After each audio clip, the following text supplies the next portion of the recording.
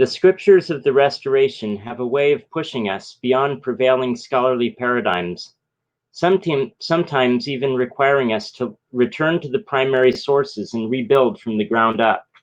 This is a healthy process, part of learning by study and also by faith.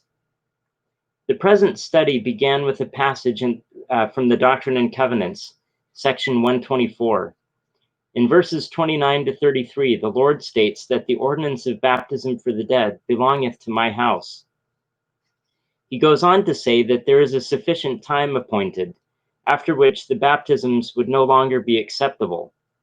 For the saints in our dispensation, this sufficient time was only 6 years after the church was officially organized. The mention of this localization of the ordinance being instituted from before the foundation of the world in verse 33 implies that it was true in prior dispensations as well. Yet our doctrine also maintains that baptism for the dead began to be practiced in the dispensation of the meridian of time, after Jesus organized the preaching of the gospel to the spirits in prison. Thus, Paul gives us the first and only biblical reference to this ordinance. Else what shall they do which are baptized for the dead, if the dead rise not at all? Why are they then baptized for the dead? 1 Corinthians 15:29. Where then did early Christians perform their baptisms for the dead? Just as the Latter-day Saints in Nauvoo were commanded to build a temple in which to perform this ordinance, did early Christians build temples with baptismal fonts? Most scholars who have studied the development of sacred space in early Christianity have maintained that early Christians did not build temples. The specifics of this development are subject to different theories, but most agree that the church replaced the Jewish temple only rhetorically, and not with a new physical temple. Nibley makes a sharp distinction between the primitive church, which continued the tradition of temple rites, and the later church, which was, by all accounts, a totally different thing, which tried to continue the temple rites but failed, attempting for a time to establish its own substitutes for the temple. According to Nibley, the primitive church was centered on the temple in Jerusalem, and when the temple was destroyed in 70 AD, it was a devastating blow from which the church never recovered. The church continued to preserve the rites in secret, but these were eventually corrupted and diffused. The later church was dependent on the Jewish synagogue for its rites, which accords with the contemporary theory, contemporary with Nibley that is, that early Christian churches were based architecturally on the synagogue. The endpoint of Nibley's paradigm is the reforms of Constantine in the 4th century, when the Church of the Holy Sepulchre in Jerusalem was revived as the replacement of the ancient temple. More recently, L. Michael White, on the basis of a careful survey of archaeological and textual evidence, proposes a 4-stage development of Christian religious buildings, from meeting in members' homes to the adoption of the basilica under Constantine. In this development, the buildings became progressively larger and took on more and more monumental characteristics, all driven by the need of Christian communities for larger places of assembly. The temple, however, has no place in this model. Can the current scholarly models be reconciled with the practice of baptism for the dead? One might assume that early Christians, like the Latter-day Saints in Nauvoo, resorted to natural bodies of water to perform their proxy baptisms, an option that the Lord permits according to Doctrine and Covenants 124, though only for an appointed time that is sufficient to build a house unto me.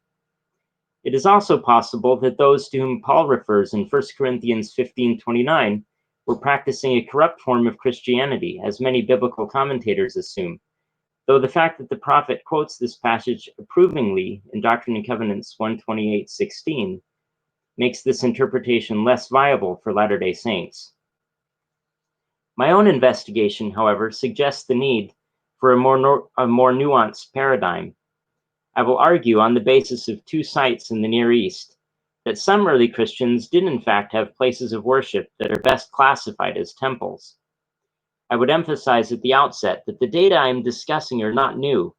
Indeed, White discusses both of these sites, and one of them features prominently in his model.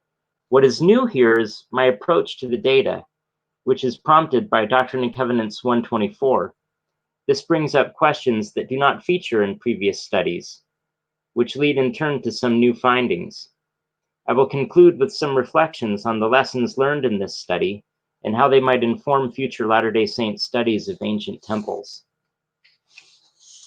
Ancient Edessa, the modern city of Urfa on the Daisan River in modern southeastern Turkey, is thought by some scholars to be the site of the biblical Ur of the Chaldees, the birthplace of Abraham. In the early centuries of the Common Era, Edessa became the center of Christian worship and the starting place for the spread of Syriac Christianity throughout the Middle East. Among the vast corpus of Syriac historical writings is a brief chronicle of Edessa, composed in the 6th century but based on older records found in the archives of Edessa, which are mentioned within the text itself. These same archives are independently mentioned by Eusebius and are extolled for their reliability by several other ancient sources. This chronicle preserves for us the earliest surviving reference to a building devoted to Christian worship. The context of this reference is an account of a flood which occurred in 201 CE, or AD, which destroyed the city's palace and several other buildings. The text reads, "And in that same hour, the waters broke through the western wall of the city and entered inside the city. They broke down the great and beautiful palace of our Lord the King, and they carried away everything that was found before them, the pleasant and beautiful buildings of the city, everything that was near the river to the south and north of it. And they also damaged the temple of the Church of the Christians," the temple of the Church of the Christians, "and more than 2,000 people were killed by this occurrence." Here note that the Christian building, the very first attested in any ancient source, is specifically referred to as a temple, Syriac haikla. While this fact has been known for some time, it is generally dismissed by scholars. After all, later Christian writers commonly referred to Christian churches as temples, in line with Christian rhetoric setting up the church as the successor of the temple in Jerusalem. Yet a close reading of the Chronicle of Edessa suggests that the term as used here is not merely figurative, nor is it connected to the later Christian usage. The Chronicle contains many further references to churches. These further references conform to a distinct pattern of terminology, yet the flooded temple of 201 seems to belong to a separate category. The references to religious buildings in the Chronicle are tabulated here. The terms used for the religious buildings in this text sort into 6 types. Haiklade, followed by the name of a religious group, meaning the temple of a given religion. This type is found only in the 1st century, in the first entry, dated 201. Aitade, followed by the name of a city, meaning the main church building of a city. Beith, house, followed by the name of a saint. Beith Ma'mudithade, followed by the name of a city, meaning the main baptistry of a city.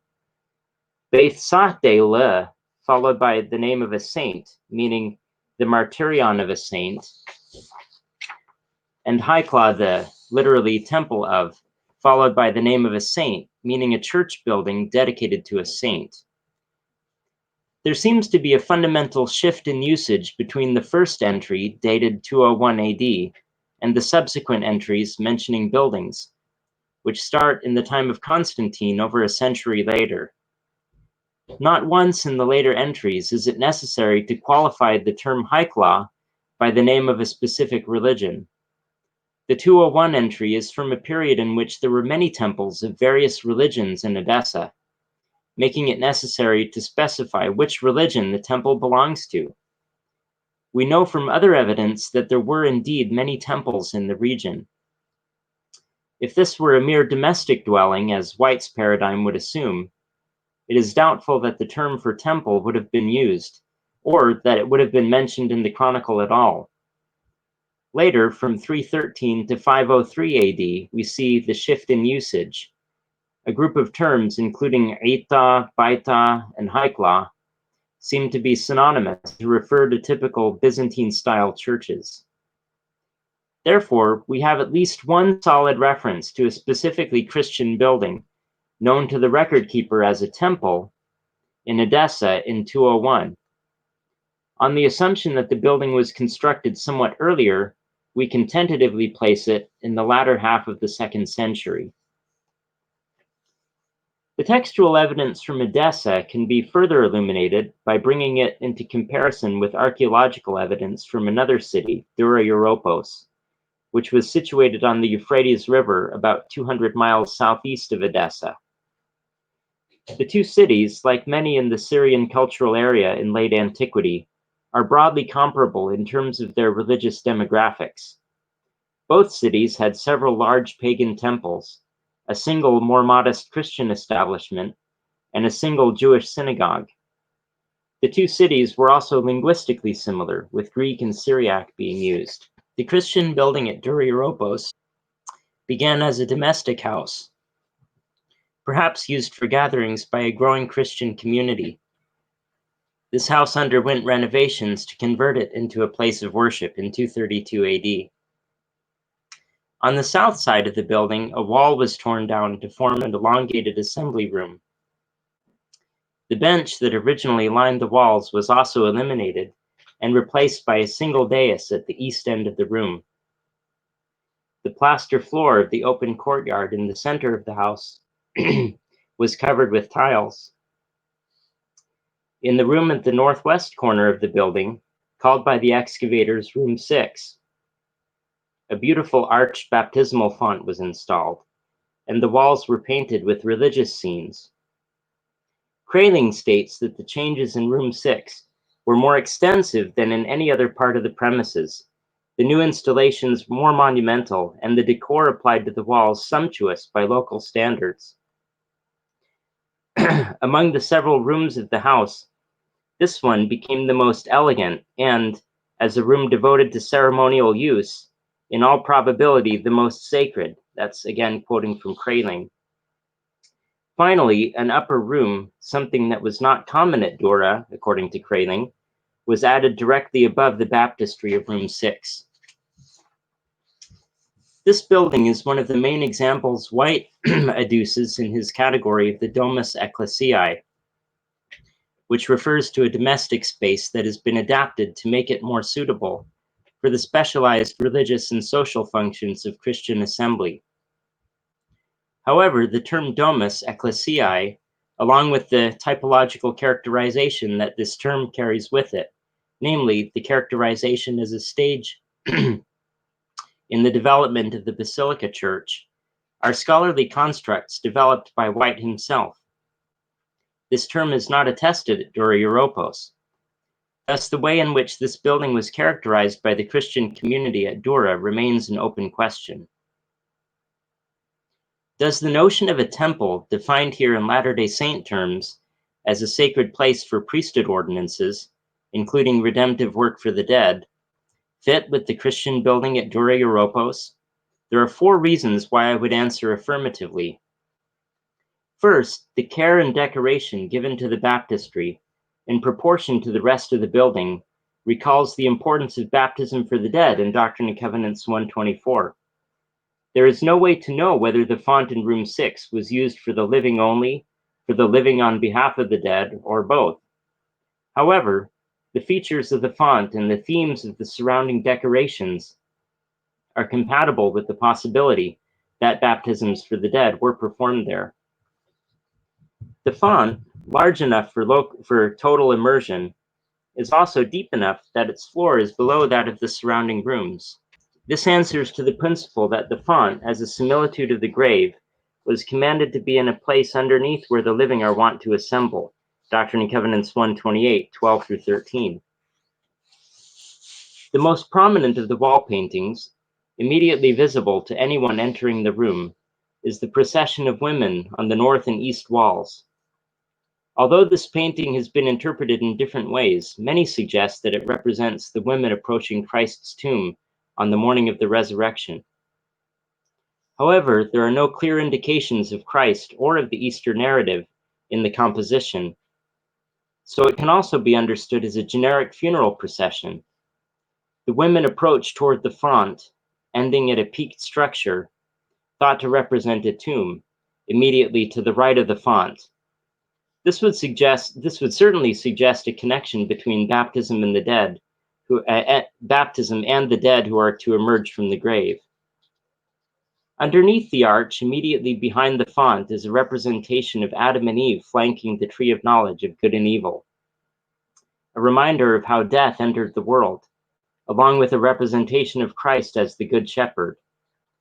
Other paintings in the room show Christ lifting Peter from the depths to walk on the water, and Christ healing the paralytic.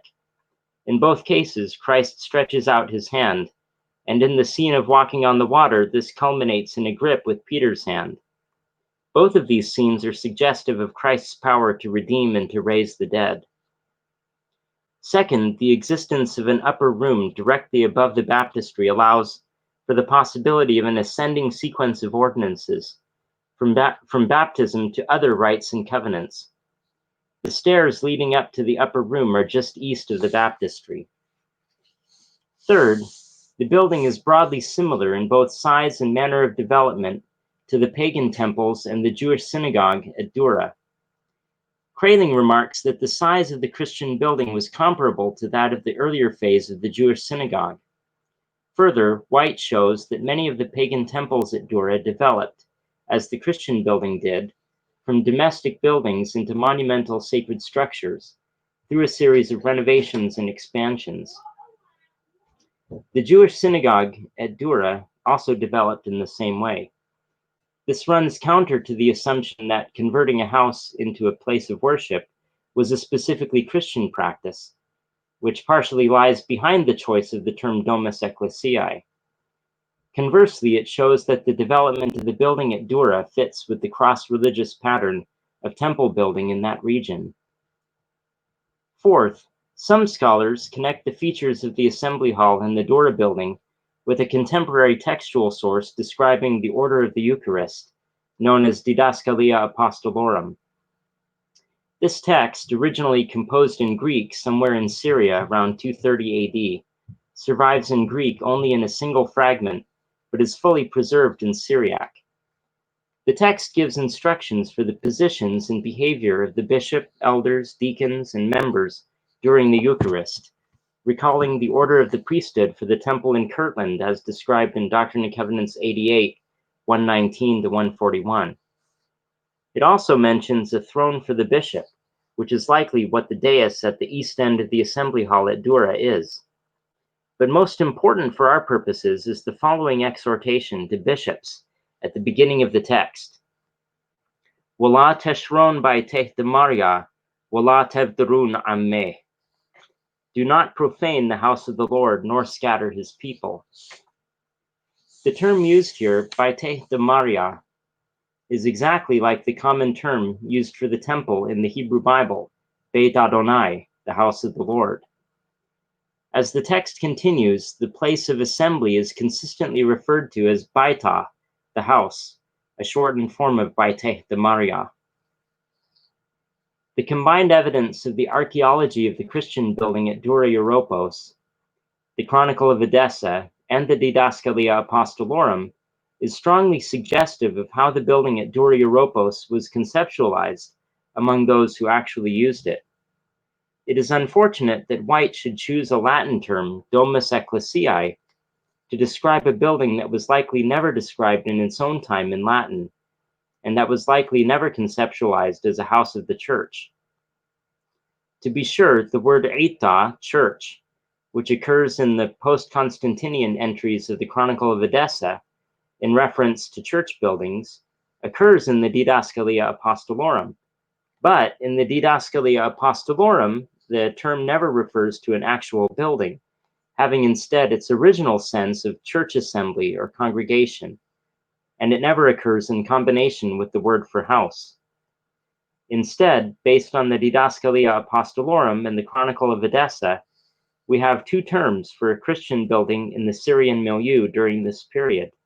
The term used in a Christian context would be Baiteh de Maria, house of the Lord. And the term used in a more general context would be Haikla Daita da Christiane, temple of the Church of the Christians. Scholarship so far has taken developments in the western parts of the Roman Empire as an interpretive frame for developments across Christendom. According to current paradigms, we shouldn't have anything that should be called a temple as early as 201, and having such a fine baptismal font inside a building when the Euphrates River was just down the hill is unexpected. But the evidence from the region of Syria, interpreted in its own context, offers us a picture of early Christianity that actually fits comfortably with Doctrine and Covenants 124. It seems to me more than coincidence that of the two earliest known buildings devoted to Christian worship, one was specifically called a temple, and the other had a baptismal font as its most prominent feature. This study also raises some larger questions that might impact Latter-day Saint studies of ancient temples. For instance, how do we know a temple when we see one? And of the myriad temples we can identify in ancient records and excavations, which qualify from a Latter-day Saint standpoint as true temples akin to our own, that is, sacred places whose ordinances focus on bringing people to the Messiah, binding people to God through covenants, and uniting families for eternity. Several studies in the past have attempted to answer questions like these using a typological approach, like John Lundquist's Typology of Temples, published in the volume Temples of the Ancient World. But this study shows that it is very difficult to know how a given ritual space was conceptualized by the people who used it, unless we have written texts to help fill out the picture. The archaeological evidence uncovered at Dura Europos definitely allows us to identify Christian ritual space there. It even allows us to determine that baptisms were performed there, but it doesn't tell us how early Christians characterized that space. For this, the Syriac textual evidence, the Chronicle of Edessa and Didascalia Apostolorum, is crucial. With these observations in mind, I would suggest that we need to develop a new approach in our studies of ancient temples. The two legs of this approach would be, first, a typological approach to archaeological evidence, paying particular attention to the relationship between ritual spaces and other types, such as domestic spaces. And second, a cultural historical approach to textual evidence in its original languages, paying particular attention to the variety of ways in which different textual genres may inform us about the ideology attached to ritual space. I hope to develop each of these points in future studies. With this new approach, we will be able to move beyond suggestive comparisons and achieve greater accuracy in identifying temple space, including temples that are most relevant to our heritage as Latter-day Saints.